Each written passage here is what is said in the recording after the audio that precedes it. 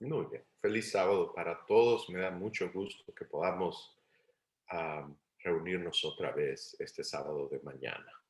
Vamos a orar pidiendo la guía del Espíritu. Buen Dios y Padre, gracias por este santo sábado. Gracias por todas las bendiciones, providencias que vemos en nuestras vidas. Gracias, Señor, sobre todas las cosas por este hermoso regalo de este día, que lo creó pensando en nosotros para nuestra bendición, para que seamos elevados, ah, para que lleguemos a, a ser como es, para que se realice en nosotros el potencial para el cual nos creó. Gracias, Señor, por este hermoso regalo del día de sábado. Le pedimos ahora a Dios la guía de su Espíritu en el estudio de su palabra. Guíenos a toda verdad. En el nombre de Jesús. Amén. Muy bien.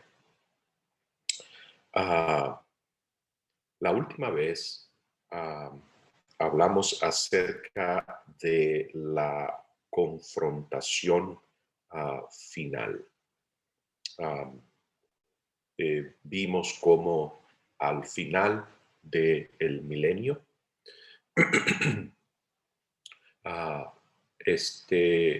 los que murieron en la segunda venida de Jesús resucitan. La Biblia presenta esto como ese periodo de 1000 años, como que el dragón fue apresado, estuvo preso, encadenado, y que entonces es liberado.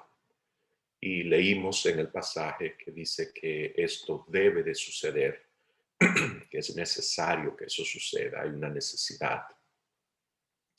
Ah, y ya hemos estudiado previamente que la razón de esta necesidad es revelatoria. En otras palabras, aunque usamos el término que Dios desenmascara a Satanás, la manera como Él lo desenmascara es simplemente dejándole espacio, dándole libertad para que quede manifiesto, para que salga a la superficie principios, ideas que son internas, pero que tienen que manifestarse para que todos vean. Así que esa es la necesidad, o una de las razones de la necesidad. Tiene una función revelatoria, que quede claro, que sea evidente para todos cuál es la manera de pensar de toda esa vasta multitud. Que quede claro eh, para todos que no fue falta de oportunidad, que no fue falta de tiempo a lo que los llevó a ellos a quedar en ser miembros de esa multitud, que no fue ninguna acción prematura de Dios, que no fue que a Dios se le agotó la paciencia, que si Dios hubiese sido un poquito más paciente, algunos, muchos o todos de los que ahora están en esa multitud enfurecida hubiesen se hubiesen arrepentido o hubiesen cambiado de opinión. Um, y vemos que entonces dejamos el estudio la semana pasada, eh, donde esta multitud se toma un tiempo. La Biblia no nos dice cuánto tiempo, pero conociendo lo que ya sabemos del carácter de Dios, podemos decir con toda certidumbre que va a ser todo el tiempo que ellos quieran para organizarse, para desarrollar estrategias para atacar a la ciudad y a los que están dentro de ella. Y que en el momento que ellos ya deciden lanzar este ataque, ocurre que este ataque es paralizado o arrestado porque aparece una revelación de parte de Dios. Cada quien ve su papel particular en en el conflicto cósmico, como sus elecciones, lo que ellos escogieron, los llevó allí a donde están. Esto despierta en ellos, esto hace que ellos reconozcan, como leímos en la profecía, que los juicios de Dios son justos. Y la inspiración nos dice que aún Satanás hace esta confesión. Pero, ¿cómo se llama? Pero el texto no termina allí. El conflicto no concluye en ese momento. Si vamos a Apocalipsis, encontramos que lo que sigue después, estoy buscando el texto aquí, en el capítulo 20, nos quedamos la semana pasada, dice, y el diablo que y saldrá a engañar a las naciones que están en los cuatro ángulos de la tierra, a Gog y a Magog, a fin de reunirnos para la batalla, el número de los cuales es como la arena del mar. Así que lo que acabamos de describir ahora es lo que la Biblia llama la batalla de Gog y Magog. Entonces, dice que cuando ellos suben, verso 9, sobre la anchura de la tierra y rodearon el campamento de los santos y la ciudad amada, dice el versículo que y de Dios descendió fuego del cielo y los consumió. Así que leímos ya en Ezequiel 38 que el arma de su hermano fue contra el otro. Ellos se matan entre ellos y que hay fuerzas en el mundo natural. Ya hemos estudiado sobre esto, que se activan, que se encienden. Pero aquí dice que de Dios descendió fuego del cielo y los consumió. Así que nuestro tema de hoy es, ¿cuál es este fuego de Dios? ¿Cuál es este fuego del cielo que desciende de Dios? ¿Qué es este fuego? Así que después que todos reconocen la justicia o lo justo de Dios, el escenario está listo para el último acto. Los malos de la tierra van a ser destruidos, van a dejar de ser, y la tierra va a ser purificada. Y la Biblia nos dice, no solo aquí, sino en muchos otros lugares, que eso se va a lograr usando fuego. De hecho, podemos seguir leyendo hasta el versículo 15, dice, y el diablo que los engañaba fue lanzado en el lago de fuego y azufre. Así que de nuevo vemos aquí hay fuego también, donde estaban la bestia y el falso profeta, y serán atormentados día y noche por los siglos de los siglos. Y vi un gran trono blanco y el que estaba sentado en él, de delante del cual huyeron la tierra y el cielo, y ningún lugar se encontró para ellos. Y vi a los muertos, grandes y pequeños, de pie ante Dios.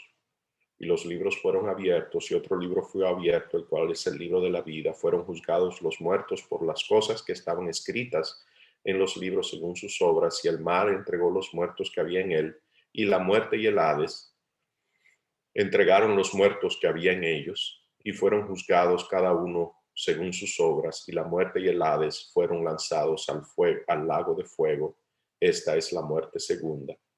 Y el que no se halló inscrito en el libro de la vida fue lanzado al lago de fuego. Así que encontramos que el medio por el cual este proceso ocurre, la destrucción final de los malos y de estos enemigos de Dios, incluyendo la muerte, es por medio de fuego.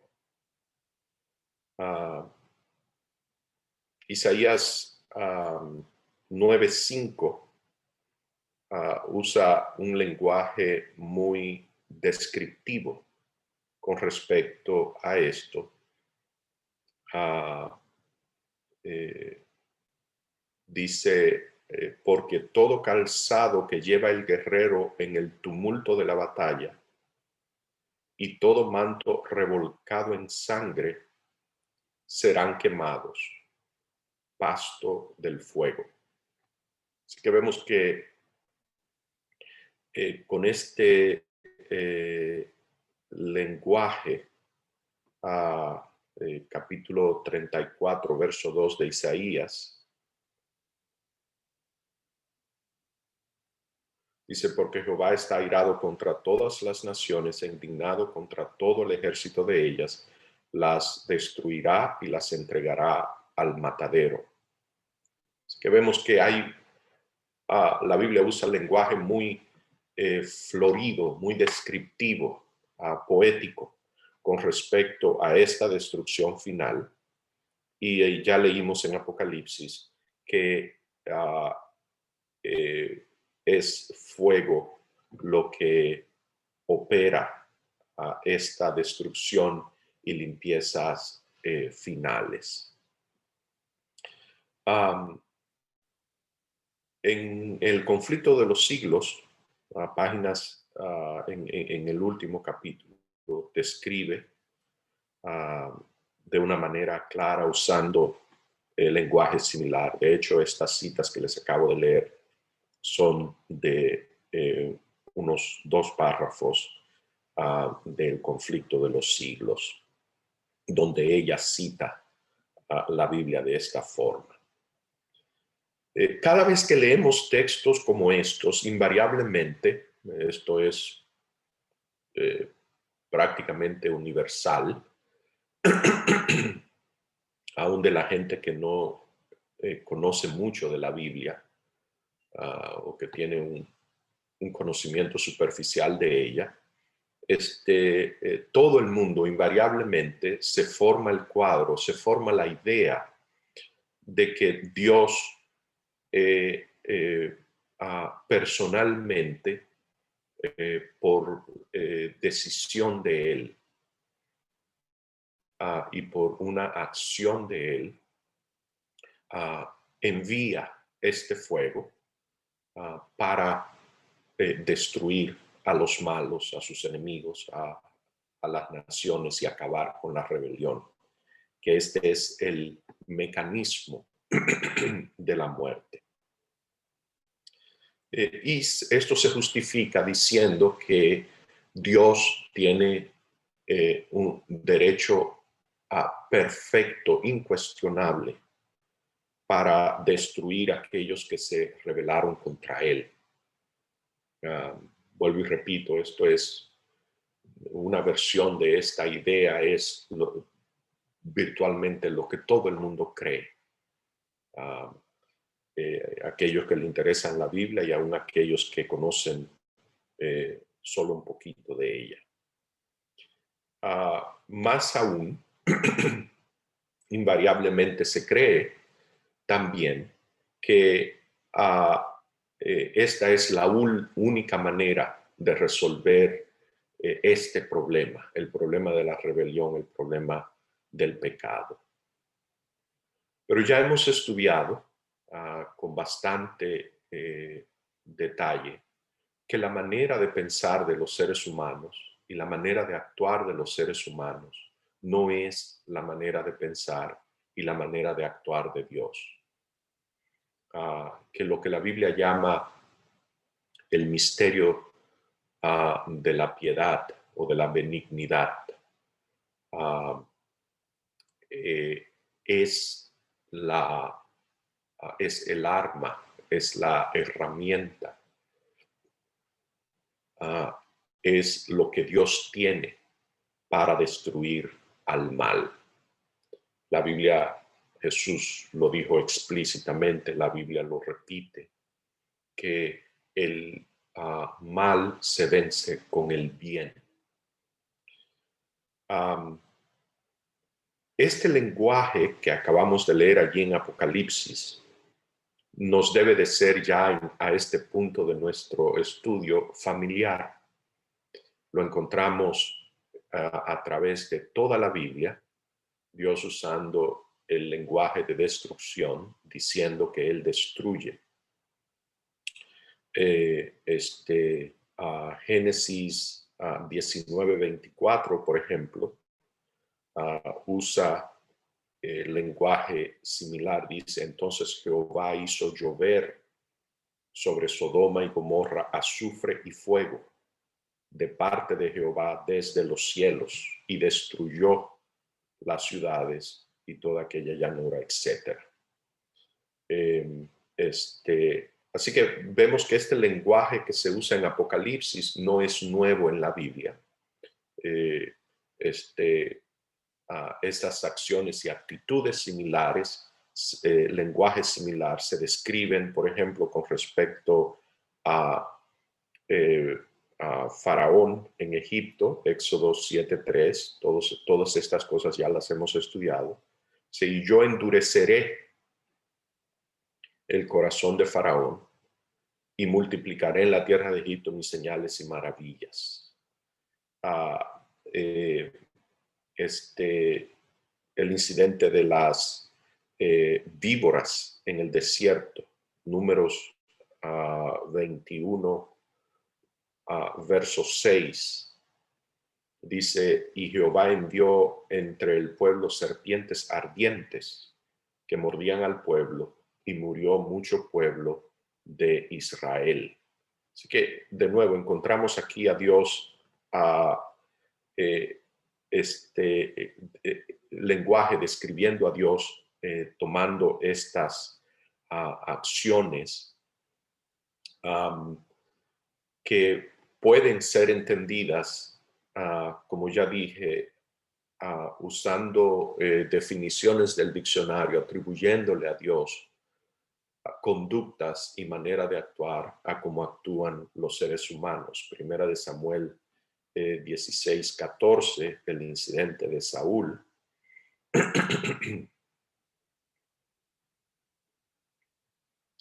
Dice, el espíritu de Jehová se apartó de Saúl y le atormentaba un espíritu malo de parte de Jehová.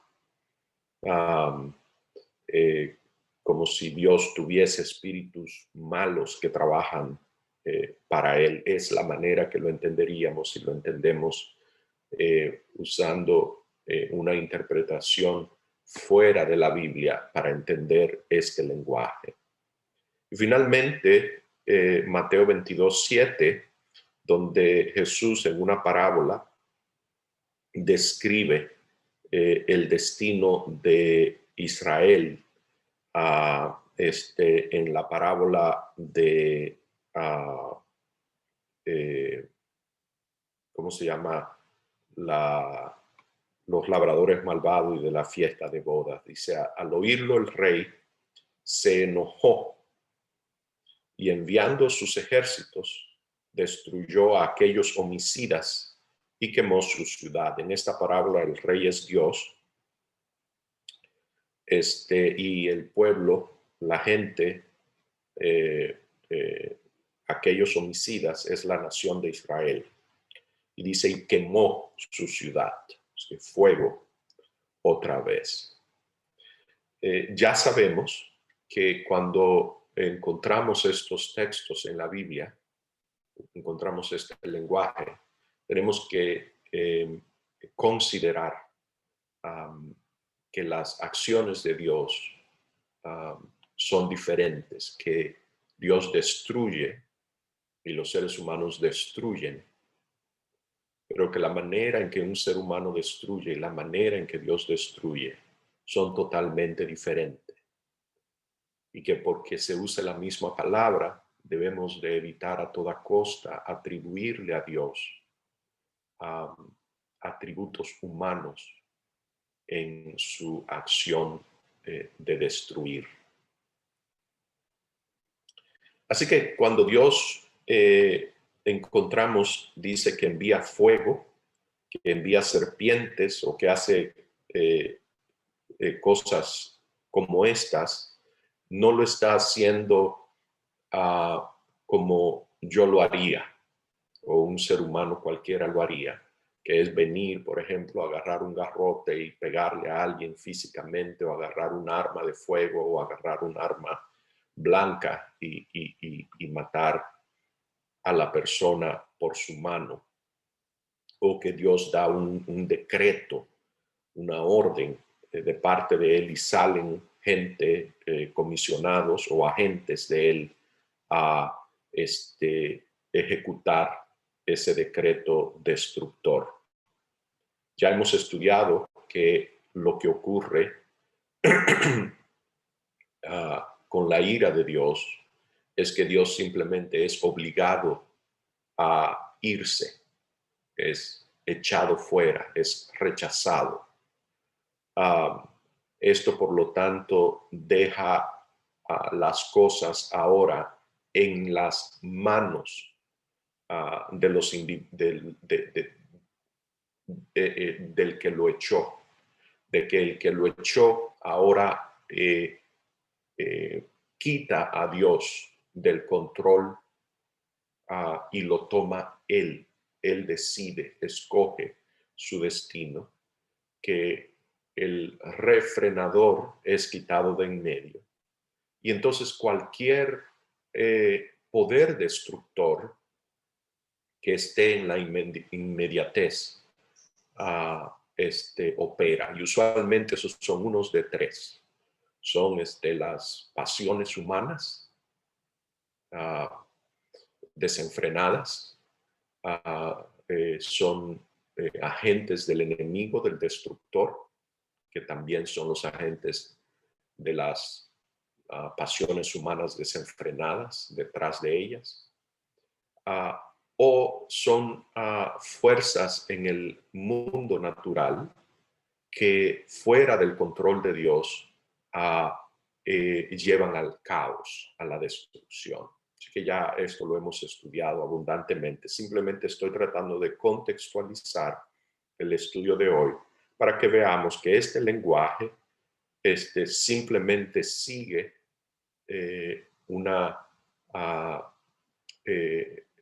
es parte de la manera como la Biblia habla siempre de esto, no es disimilar. Así que no hay ninguna razón por la cual debemos entender estos versículos, estos pasajes en Apocalipsis de la misma manera como hemos venido entendiendo estos otros pasajes que ya mencioné.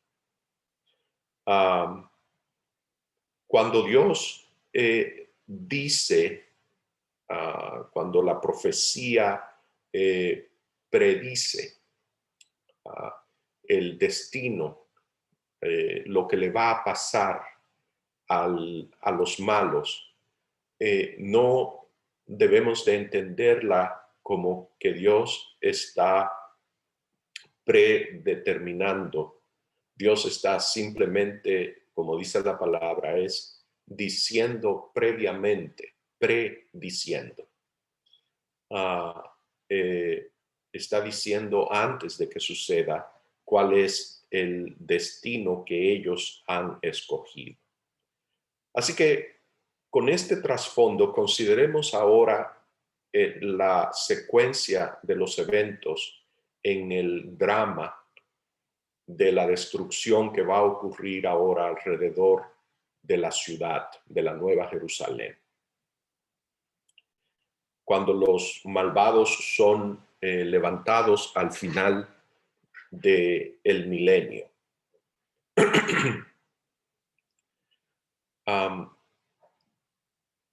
El primer punto a reconocer, que tal vez es obvio, pero como he dicho otras veces, a veces lo obvio nos da trabajo de ver, nos da más trabajo verlo.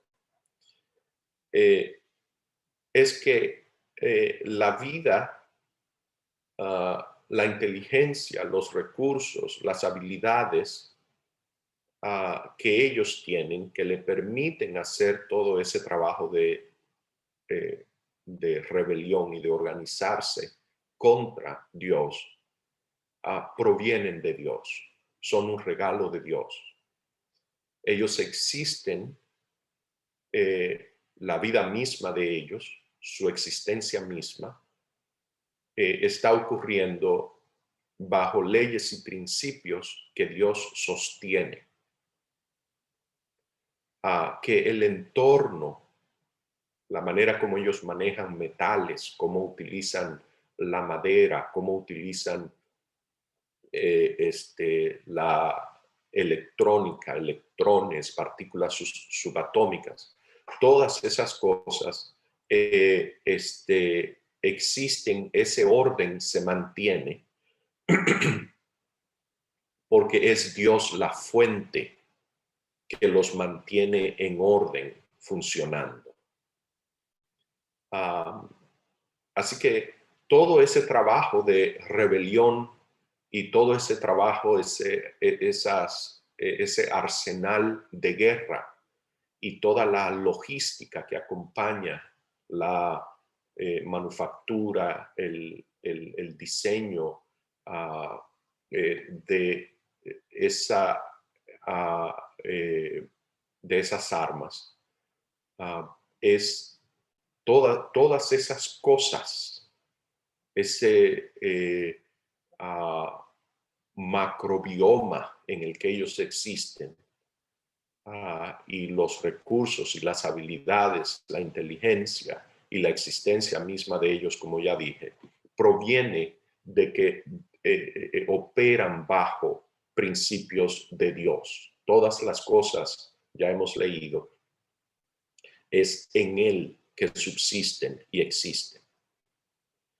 Así que estas fuerzas del mundo natural están bajo control de Dios. Es Dios el que las hace que funcionen ordenadamente, que las leyes del mundo físico operen.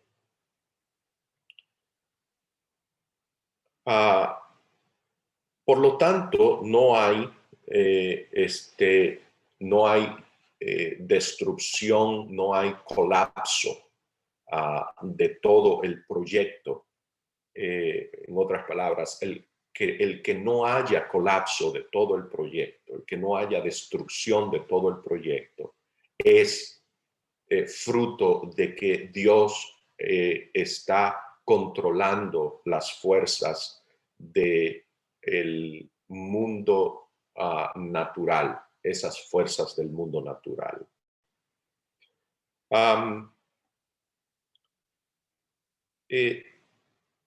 Esto nos lleva nuevamente al punto de la necesidad que esto ocurra. ¿Qué es lo que hay en la agenda de Dios? ¿Qué es lo que Dios tiene en mente? ¿Con qué fin ocurren estas cosas? ¿Es para hacer un despliegue de su fuerza? ¿Es para hacer un despliegue de su capacidad de destruir? Tal vez para que los que queden vivos pongan su barba en remojo, tomen la lección de que Dios es alguien que tiene ese majestuoso poder, ese poder indescriptible y que lo puede usar para destrucción. Ya sabemos que no. Hemos visto que el propósito de todo esto es que Dios quiere una revelación de el misterio de la piedad. Que las decisiones de Dios, cuando Jesús declaró antes de su segunda venida, el que sea justo todavía, el que sea impuro todavía, el que sea limpio sea limpio todavía, y el que sea santo todavía.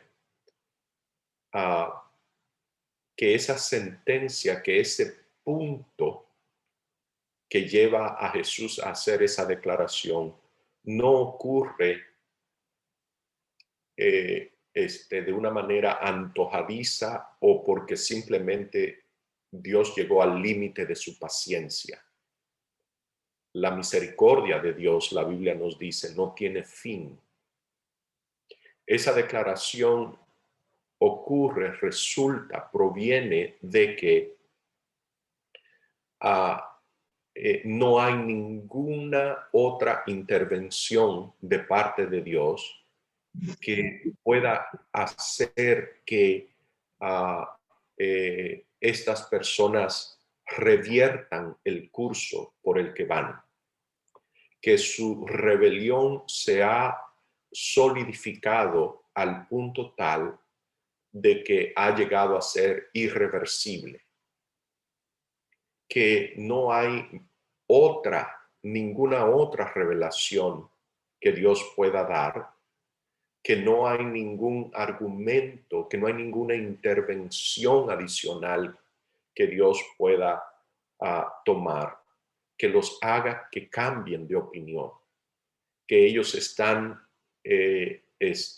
establecidos en un curso irreversible. Pero que esto es claro al entendimiento de Dios, pero no de todas sus criaturas. Así que lo que hace necesario estos eventos al final del milenio es que tiene que quedar claro para todos, para todas las inteligencias no divinas también, nosotros, los ángeles no caídos, y aún los que van a morir.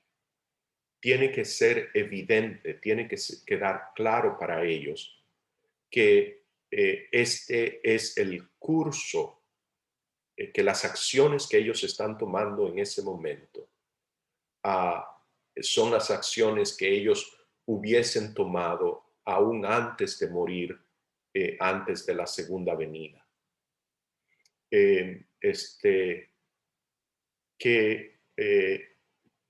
Simplemente este momento lo que les da es la oportunidad para ellos revelar, dar evidencia adicional de que la determinación de Jesús cuando dijo esas palabras acerca del que sea justo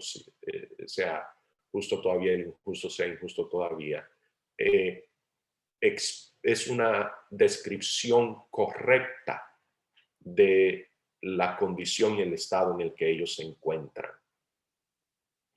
Así que esto nos revela no solamente algo acerca de esas personas, sino que también nos revela algo acerca del misterio de Dios, del misterio de la bondad. Así que el momento para la resolución final ha llegado. La evaluación de Jesús en esa declaración ahora es materia de conocimiento y acuerdo universal, tanto los buenos como los malos, incluyendo demonios y Satanás.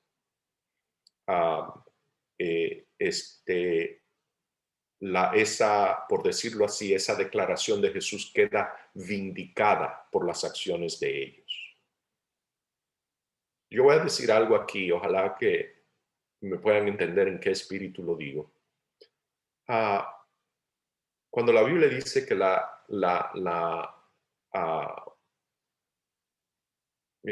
paciencia de Dios no tiene fin, que su misericordia no se agota, no se acaba, está diciendo eso, exactamente eso, no tiene fin, no se agota. No es que es larga y dura mucho y mucho más de lo que cualquier otro pensara, es que simplemente no se agota, no tiene fin. Que si aún en ese momento esa gente se arrepiente, Dios los recibe. Que lo que demuestra la irrevocabilidad de la decisión que ellos han tomado es precisamente la disposición de Dios a perdonarlos y recibirlos.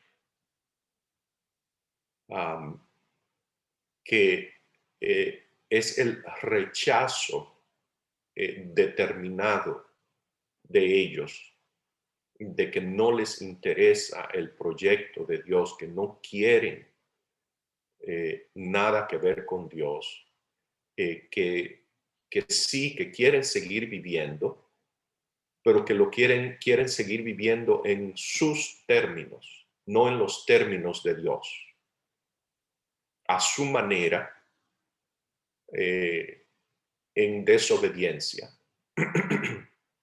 no con a la manera o en sometimiento a la ley y los principios de Dios. En otras palabras, la reacción de la que hablamos la semana pasada, como que los paraliza y que saca de la boca de ellos ese reconocimiento de que Dios es justo, es simplemente una expresión de que ellos están convencidos de que Dios es justo. Están convencidos que ellos se encuentran donde se encuentran por decisiones que ellos tomaron, pero que esa convicción en nada los convierte. No produce un arrepentimiento, no produce un deseo de unirse al pueblo de Dios. El reino de Dios, sus principios y sus leyes todavía les son repugnantes. Así que aunque llegan a esta convicción, nunca se convierten. ¿Cómo, de qué manera se expresa, se manifiesta esta convicción en ellos?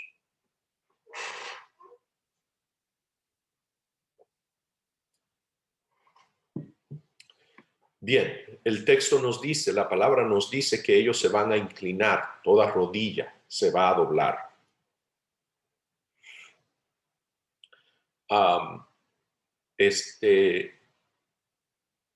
Pero no es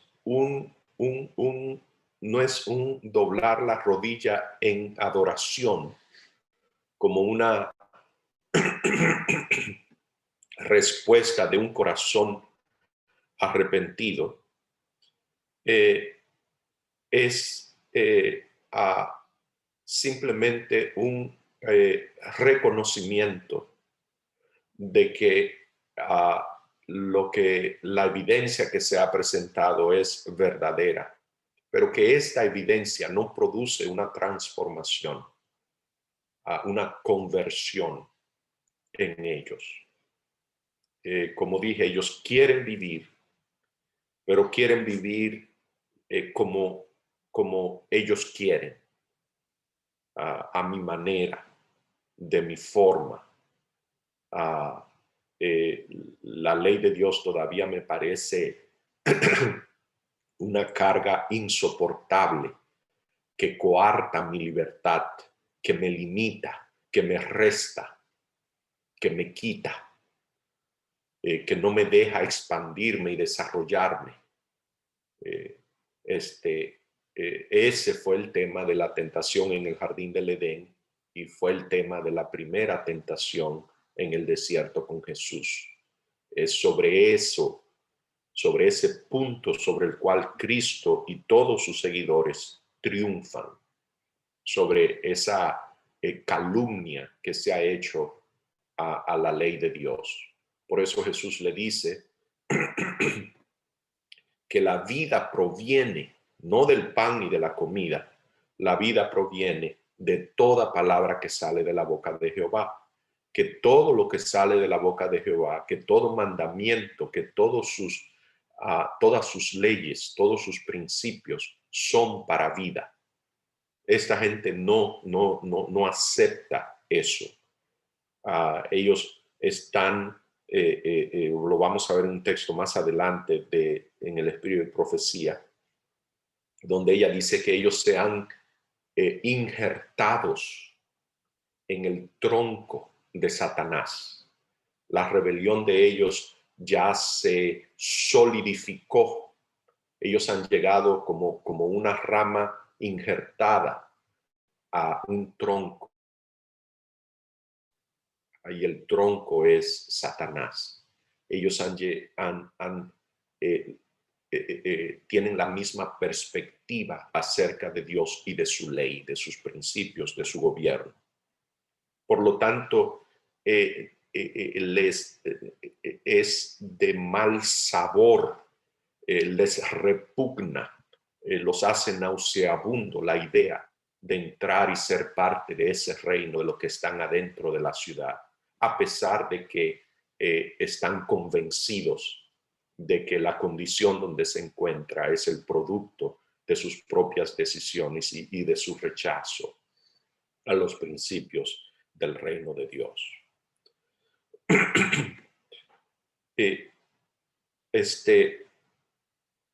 Ese no querer morir, ese querer seguir existiendo bajo sus propios términos, produce en ellos una ira, un furor, un enojo.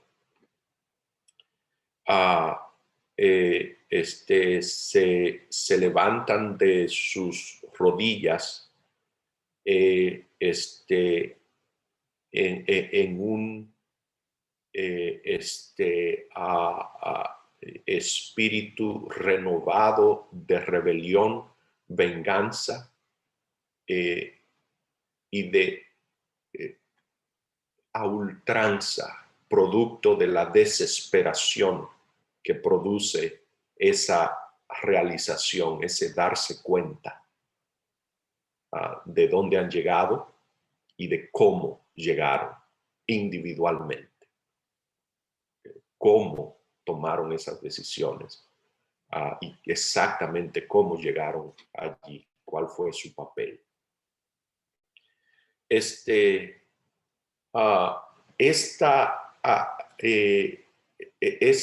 ira desenfrenada es parte del proceso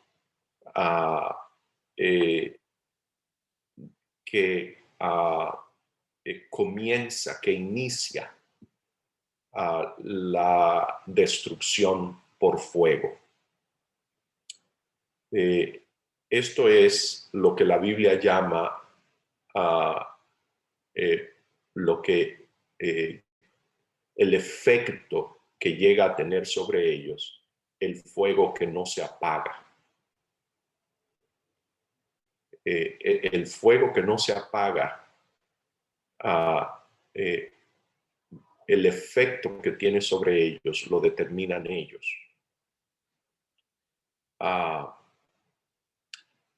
Vamos a leer sobre este fuego, Isaías 33. Es obvio para mí que este tema lo vamos a continuar la próxima semana, pero vamos a leer por lo menos este pasaje, Isaías 33, versos 14 al 17.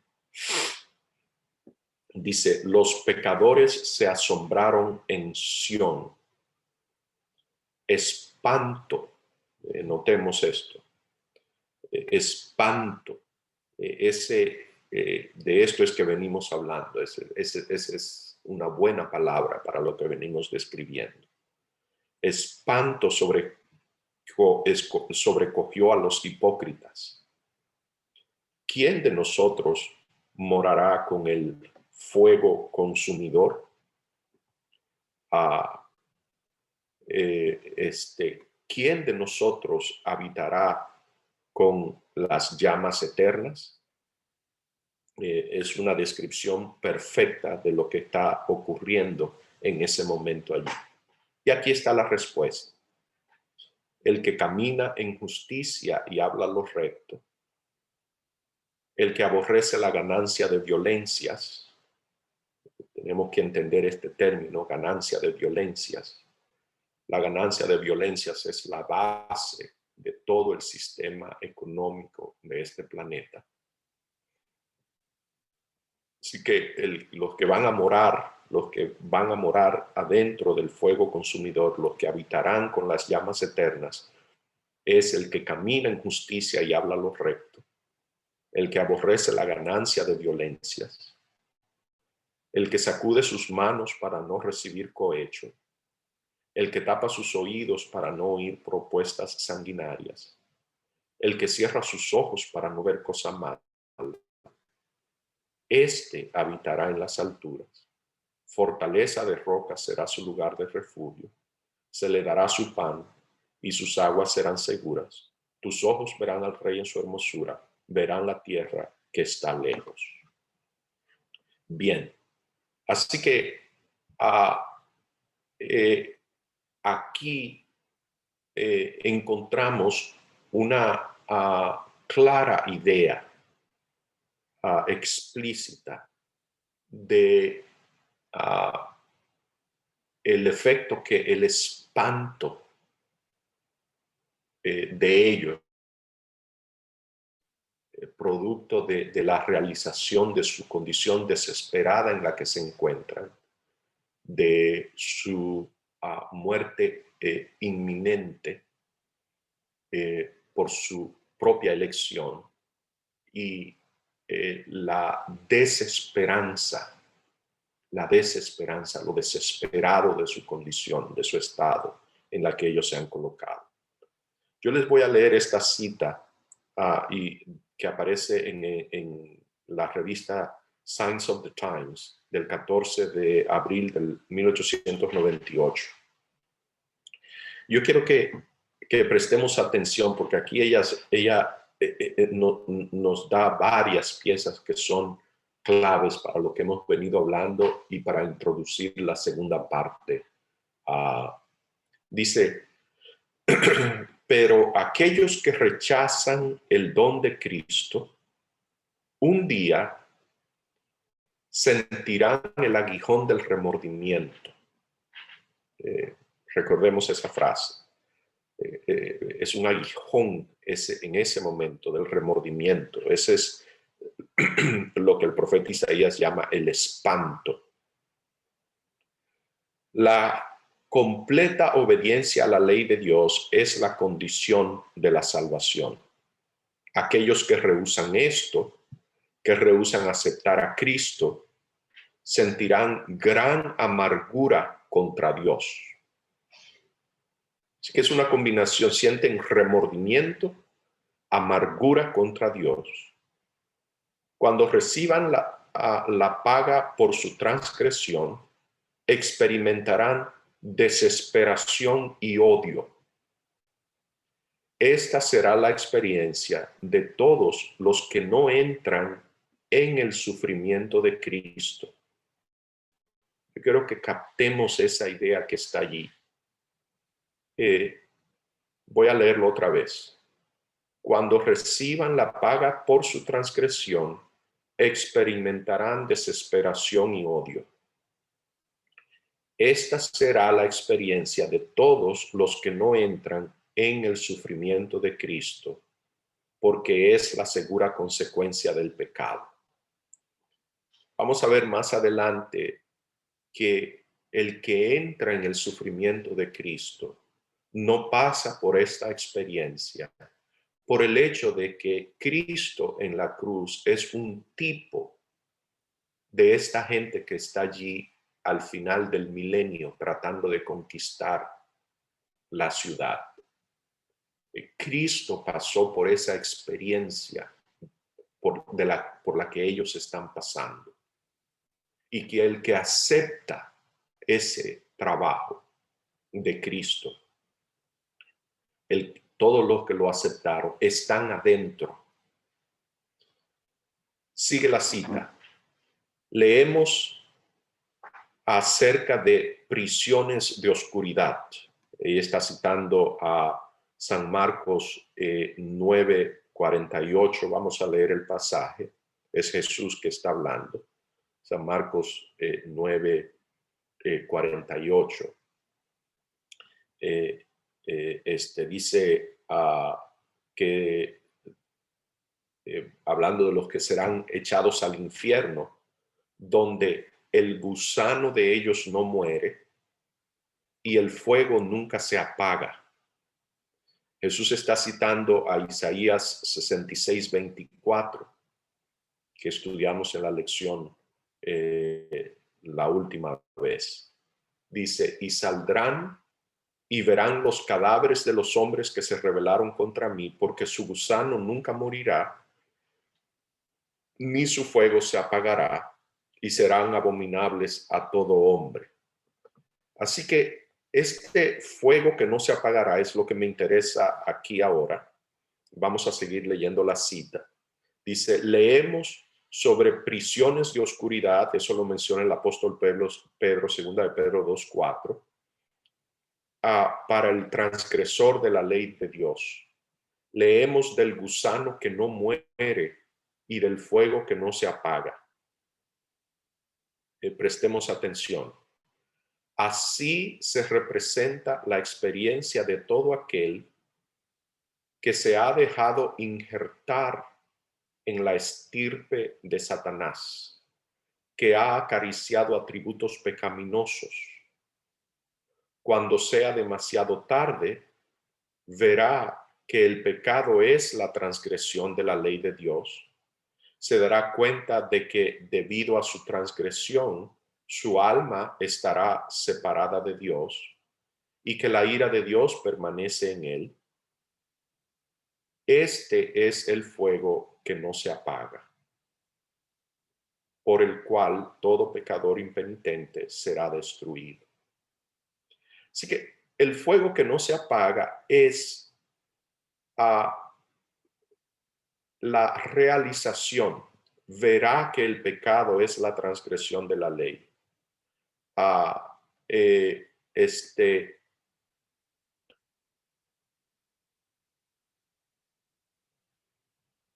Se dará cuenta de que debido a su transgresión su alma está separada de Dios y que esa separación, que es la ira de Dios, permanece sobre él. Señales, Signs of the Times, abril 14, 1898.